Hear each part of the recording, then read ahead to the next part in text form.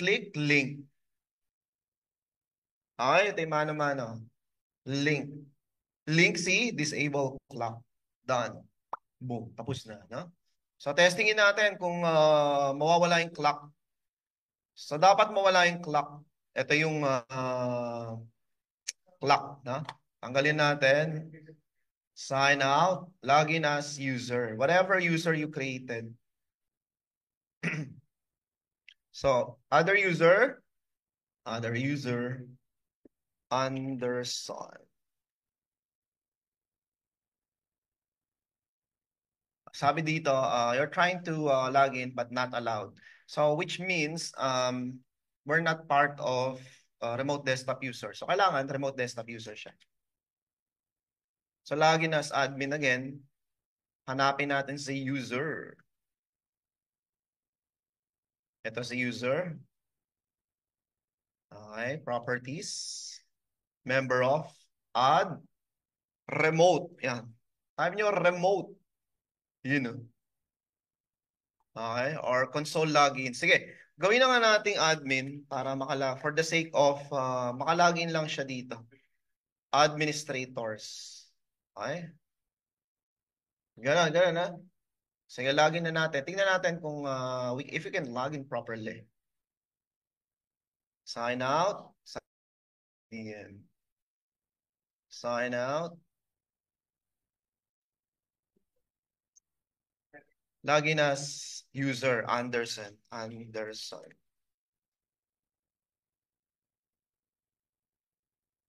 Ayan, naglalagi na ako. Allowed na ako. Nakita niyo kung paano ako nalagin kasi I added myself to become desktop user and admin. Pretty much, we can log in locally kasi local din to at the same time. Yun, okay. Sonic policy, hide clock. Tingnan nyo, nag-take effect ba? Nag-take effect ba? Yun, nawala yung clock. Oh, ganun. Nawala yung clock. Sige, gawin nyo lang. Take your time.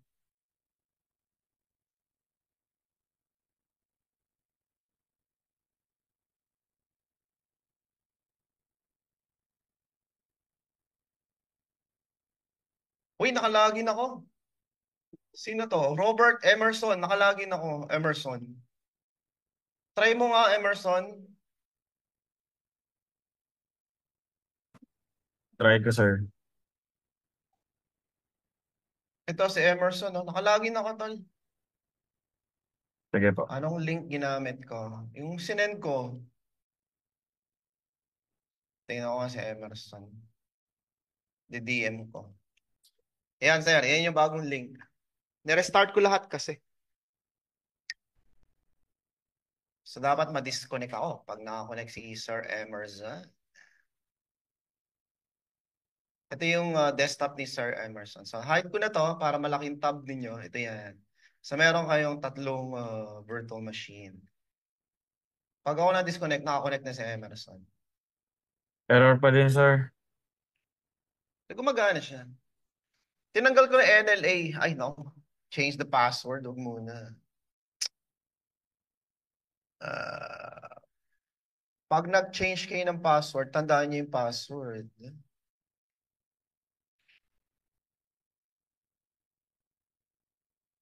Sir, error pa din, sir. Wala. Kailangan palitan daw yung password.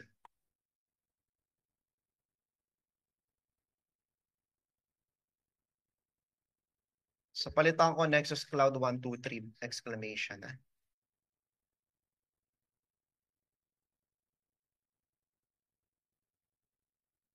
So, Nexus Cloud 123 exclamation. Ay.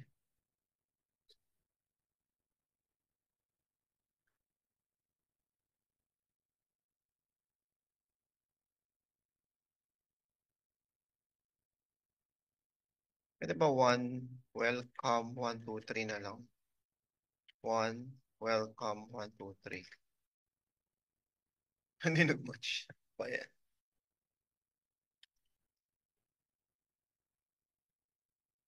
Welcome 123. Welcome 123. Ayun, na-change ko yung password. Ayun, nakakonect na si Emerson. Sir Emerson, pinalitan ko ng password ah. Not connected, sir. Ang new domain password is welcome 123. So pag nag-expire, palitan nyo.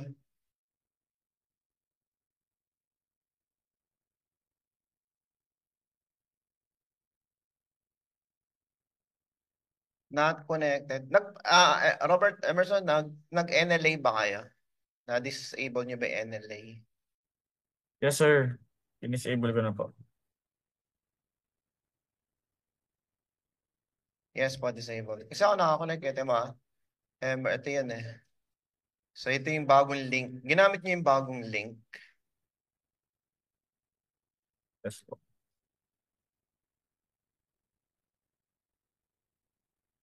So Emerson, may bagong link or old pa rin yung ano niya, nagamit niya. Ito yan oh, yan oh. Send ko ah. Ayan, sir. Robert Emerson. Kita niyo? Yan yung link. Tama, tetestingin ko. Baka luma yung ginagamit niya. So pinaste ko dito. Pinaste ko. Save niyo, save. Click connect.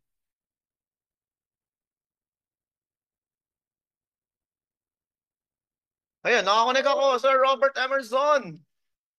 Emerson, 3 points. Nakakonect ako, sir.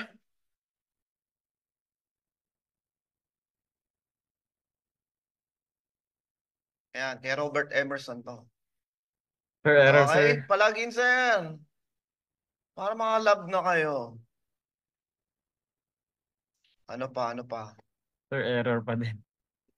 Teka, okay na ba yung group policy? Teka, continue muna ako sa lesson ko. Ano?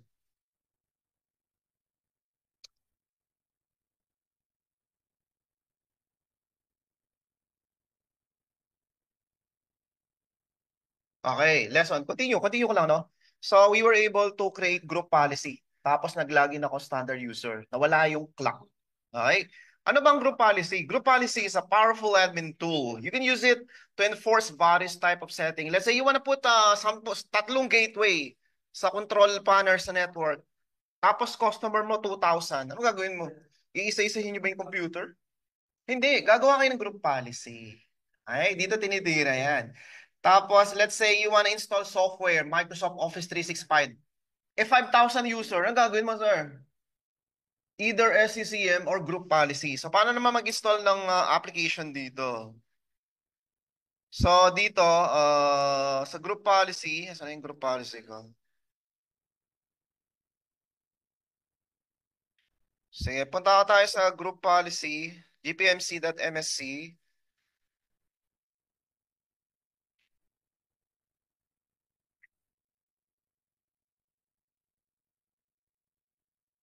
Bakit tayo? Pass. w.rd. Ay, hindi pala akin to. Kay Emerson to. Emerson, sir, hindi kayo nakalagin. Malito tuloy ako. Ito yung akin. Sir, error, sir.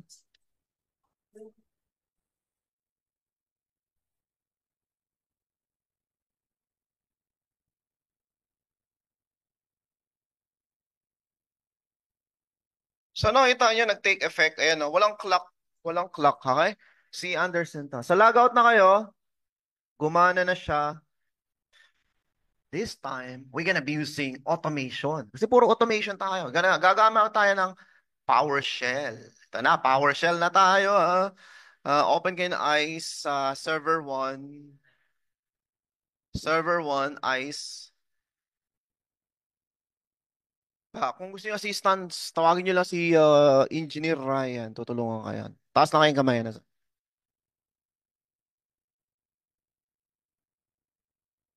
Lagi kayo mag-open ng ICE. Ito na. So, gagawa na tayo ng group policy.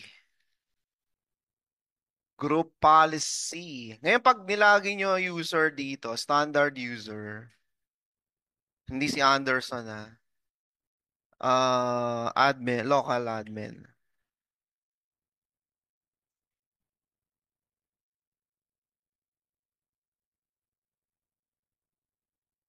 Sinisinok pa.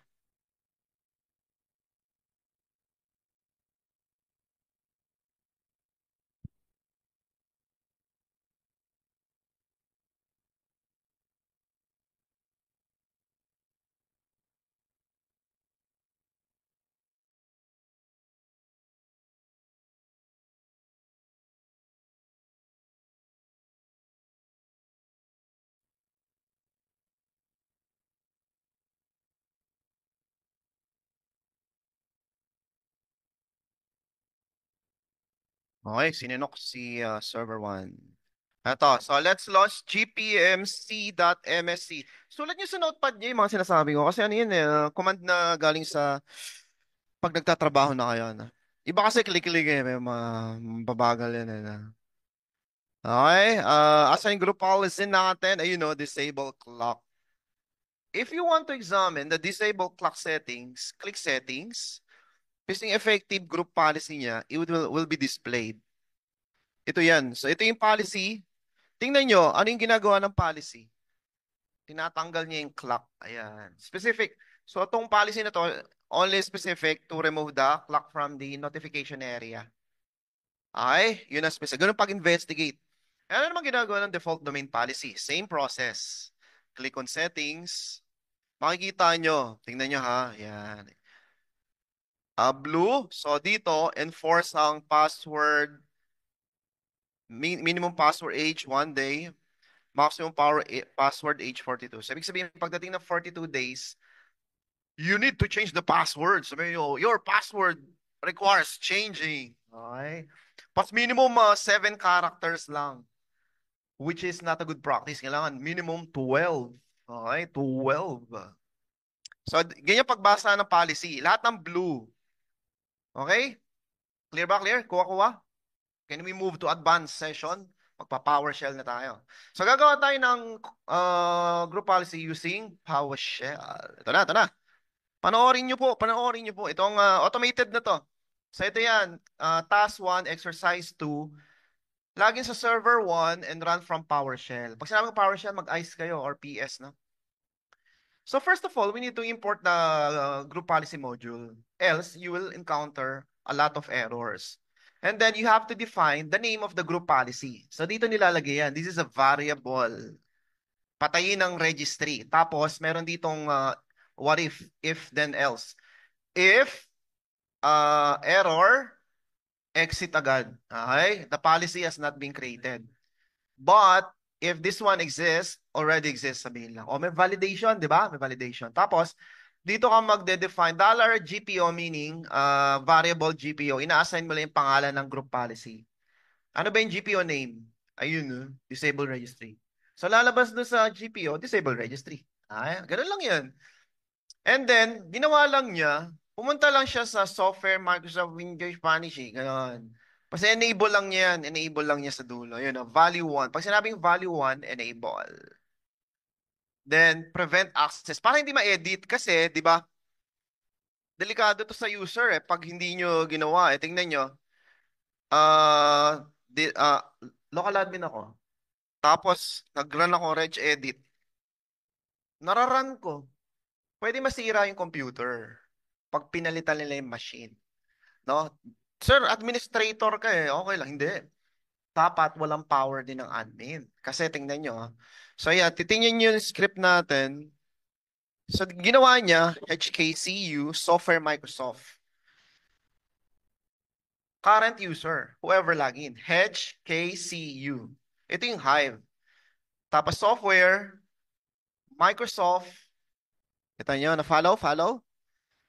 Windows current version policies. Hanapin nyo yung Windows. Ang tagal, di ba? Ilang seconds na ako. Windows policies. Nalimutan ko nga eh. Ang pangit ng mano-mano. What if meron kang 200 policy? So, hindi maganda, no? So, as a admin, dapat marunong kayo mag-PowerShell. Current version, tama ba? Current version policy system. Current version, hanapin niyo ba yung policy? Ayun. Wala.